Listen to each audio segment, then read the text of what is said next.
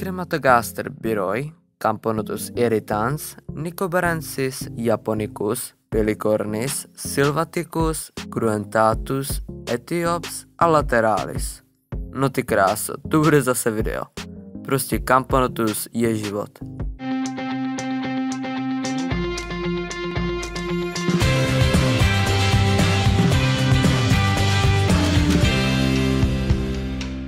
Ještě než se pustíme do té nesmyslné hromady druhů, máme přes 4400 odběratel.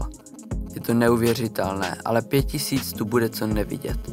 Patří vám obrovský dík a jen doufám, že ceny na velkou soutěž dorazí dostatečně rychle a už byste si měli dávat pozor, jestli náhodou něco ve videích neobjevíte.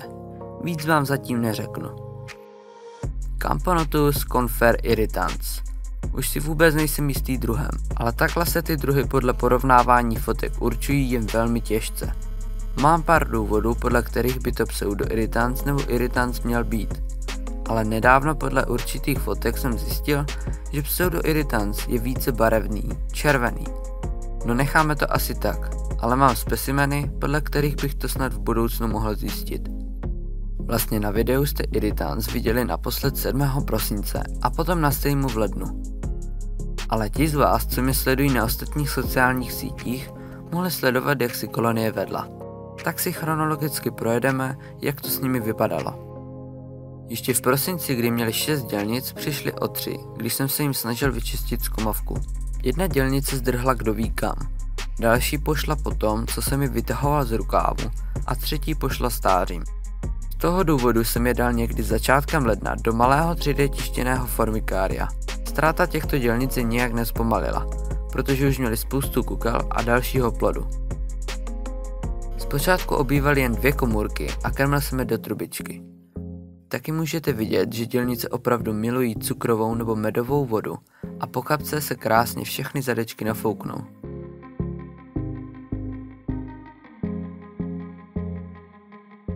O 3 týdny později se blížili k 30 dělnicím a hlavně dostali i menší výběh. Ten je vždy skvělý pro mnohem jednodušší krmení.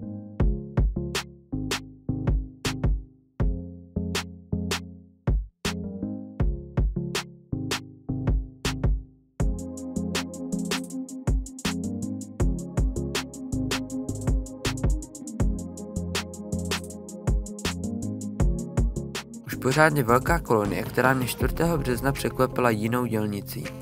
Věřím, že je to média, ale je dost možné, že je to zakrslý malý major a tento druh má pouze minory a majory. To by také potvrdil další fakt, který zmíním za chvíli.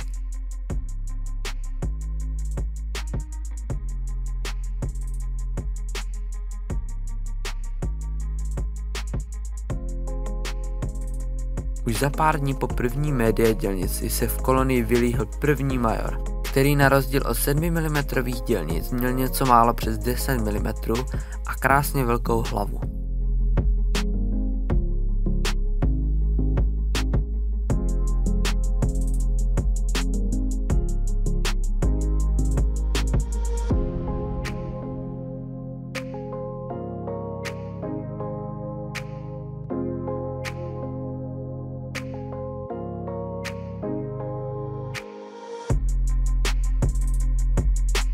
Z 13. března byli majoři už 2 a z 24. března mám video jen na TikToku.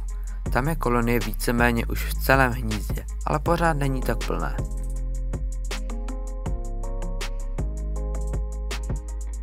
Proč si myslím, že mají jen 2 kasty dělnic? Protože 2. dubna měli už 5 majorů, kdežto více média dělnic nepřibylo a ta jediná se špatně hledala. No ale přesně to budu vědět, až určíme druh. Dneska jsem natočil u dělnice zajímavé chování. Na první pohled můžete vidět, jak třepou s nohami. Ale neděje se to jen u tohoto druhu. Pozoroval jsem to i u dalších. Až budu vědět, co to znamená, určitě to ve videu zmíním.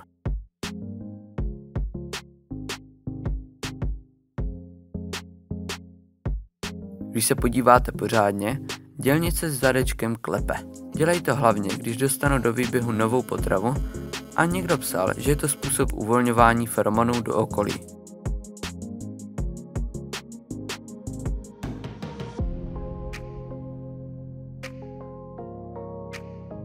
5.5. 160 dělnic. Čtete správně.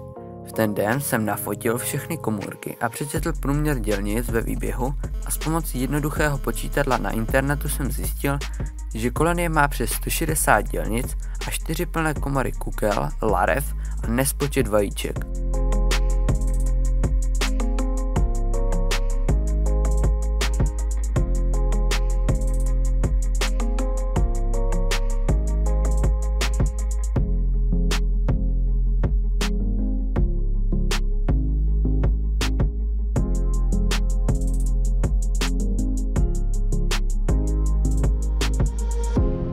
Co víc, majorů tam byla fakt už hromada a hlavně už aktivně chodili mimo hnízdo, což předtím byla jen vzácnost.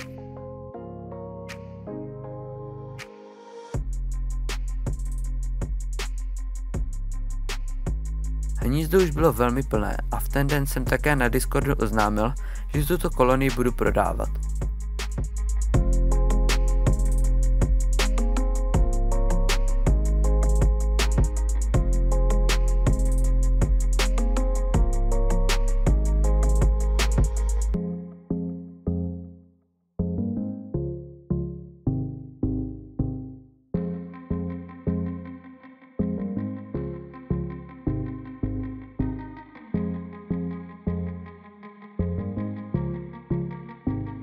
Dne 15. května byla kolonie už prodána a jen jsme čekali na podmínky k odeslání.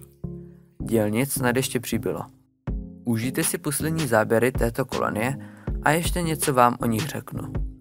Vyrostly takto od listopadu, kdy dojeli se 3 dělnicemi, což je necelých 7 měsíců. A to byly průměrně jen při 26 stupních. Pokud bych je měl při takových 30, kdo ví, kolik dělnic by teď měli.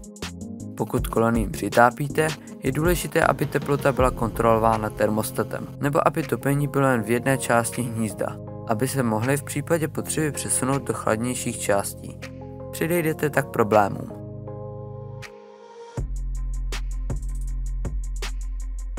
Na většině klipů je vidíte v klidu, nebo s trošku výstřežnějším běháním, avšak dokážou běhat mnohem rychleji. Další věcí, na kterou si dávejte bacha, je jejich schopnost útěku. Bariéra musí být opravdu kvalitní. Dostatečný pás. Dělnice jsou většinou 6 až 8 mm dlouhé. Když se napijí, tak i snad 10. Mají spíše světlejší hnědou barvu. Major dělnice jsou mnohem tmavší, i černá jako královna a mají minimálně 10 až 11 mm. Je možné, že ve větší kolonii budou majoři i trošku větší. To však zjistí až nový majitel, kterým je Macejko 7 na Instagramu. Tak hodně štěstí s chovem, Matěj. Podle těch fyzogastrických zadečků poznáte, jak moc jim chutná to, čím jsem je krmil. Tím je domácí beetle jelly. Tutoriál, jak na něj, najdete v popisku.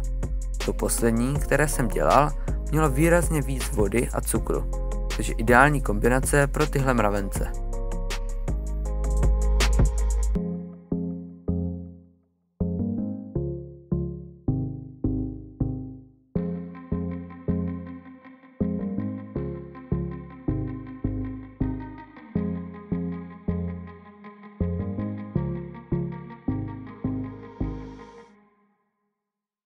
Tak, to by byla jedna kolonie. Máme ještě spoustu před námi. Moje nikošky. Krásné, ale jakési vadné. Od té doby, co dostali někdy v únoru výběh, se zasekli na 8 dělnicích. Prostě půl roku měli jenom 8 dělnic. Přitom se jejich podmínky nijak nezměnily. Zkoušel jsem jim stáhnout na nějakou dobu teplotu a potom zase navýšit, ale bez výsledku. Dal jsem jim tam pár kousků plodu od Lignipert, ale po té době, co uplynula, můžu konstatovat, že ho všechen sežrali. 1. května 12 dělnic. Prostě konečně. Po tak dlouhé době 4 nové dělnice a spousta nových larev, které snad už vyrostou. Aktuálně mají dělnic už 16, tak doufám, že se zase na půl roku nezaseknou a že vyrostou v pěknou kolonii.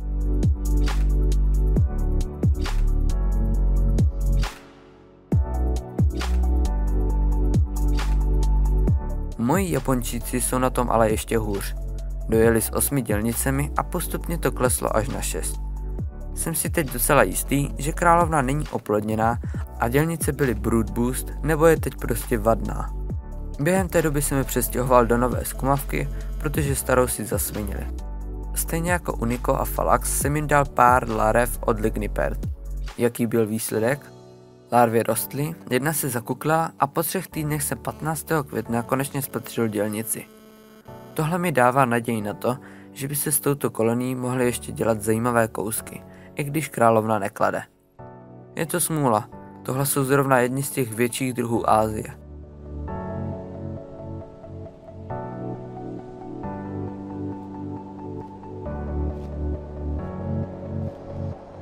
Krematogaster biroi. Pěkně si rostou, mají nové dělnice a všechny 3 královny jsou v pořádku. Moc není, co bych o nich řekl. Celou dobu bez žádných problémů a na pohodu kolonie.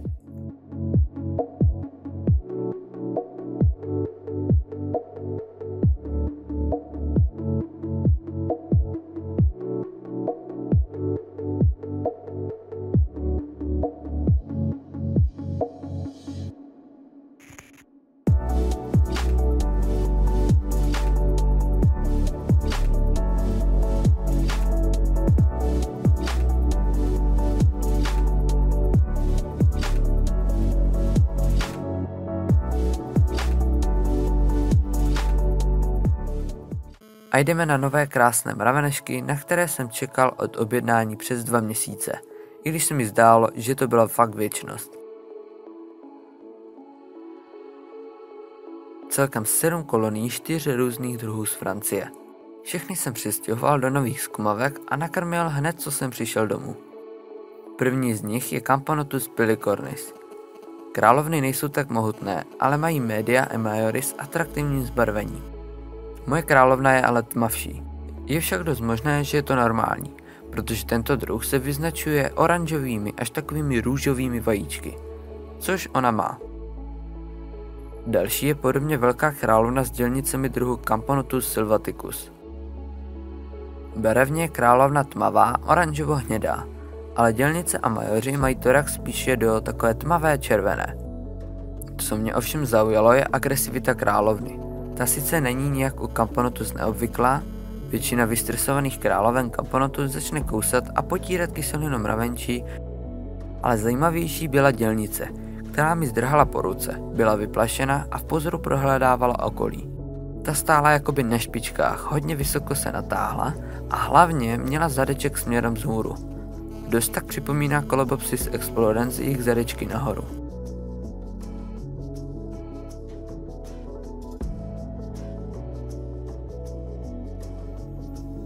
A jeden z druhů, na který jsem měl zálusk už hodně dlouho. Fascinují mě totiž ty jejich barvy na větších jedincích a královně. Lávově rudá až oranžová a matně černá je skvělá kombinace. Některé dělnice mohou být vybarvené ještě lépe a nemůžu se jich dočkat. Také je to jeden z větších druhů a královny mají i 17 mm. Ale jejich hlavy nejsou ani zdaleka tak mohutné, jako mají naše Ligniperdy a Herculeanus.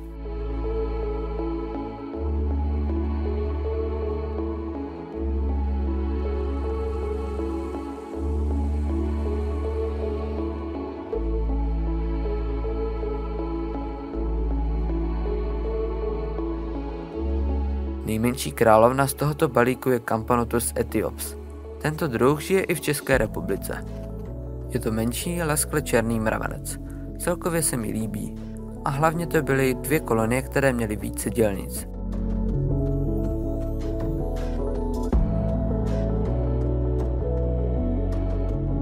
Dělnice na některých záběrech vypadají, jako by měly kusedla a hodně ostré.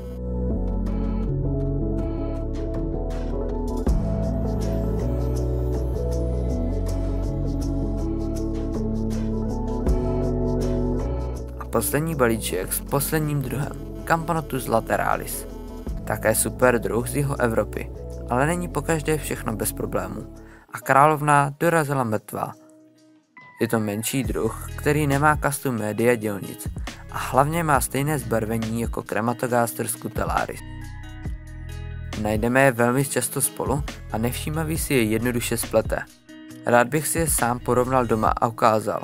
ale s mrtvou královnou toho moc nezvládnu. Na co se ale určitě podívejte. Všechny tyto jihoevropské druhy mají v poměru k hlavě mnohem protáhlejší tykadla než ty naše. Hlavně to jde poznat u dělnic, které mají malinkatou hlavu a tykadla tenká a dlouhá. Tak, a to by bylo skoro všechno. Ještě tu mám poslední hodiny života v úvozovkách Supermajora Mesor Barbarus. A mám také za to, že to je ten první, co kdy v kolonii byl. Správně řečeno byla, protože je to pořád ta neplodná samice.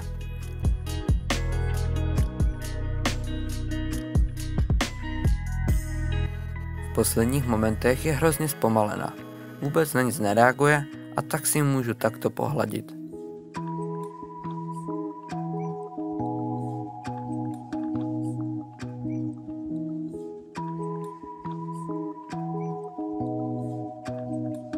No a kdo se dokoukal až sem, má můj obdiv. Napište do komentářů hashtag a druh, který se vám z těchto videů nejvíce líbí. Já třeba napíšu hashtag Nicobarensis. Budu rád, když videu dáte like a zazdílíte ho. Tak díky moc a čau.